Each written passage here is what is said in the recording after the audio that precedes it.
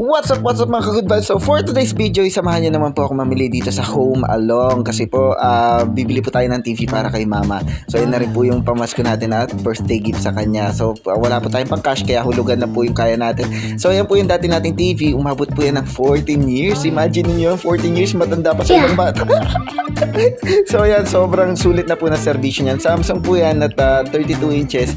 Pinagpalitan po yan ng TV sa mga hotel na pinagtrabahuan po namin at binili po namin sa murang halaga. So hanggang ngayon po yung maandar pa siya kaso may konting diferensya na po. Yan pong Home Along sa Apalit ay nakalocated na po yan sa tabi ng Emilio Slim tsaka ng BDO Apalit at sa harap po yan ng Honda Apalit. So Actec, Honda, yan po yung mga katapatan niya na tindahan. So sobrang madali lang po siyang hanapin sa Apalit San Simon, Pampanga. Apalit po pala, Apalit Pampanga po, hindi na po pala San Simon. So ayan po, pagpasok po natin ay bubungad sa atin yung mga maraming appliances, washing machine,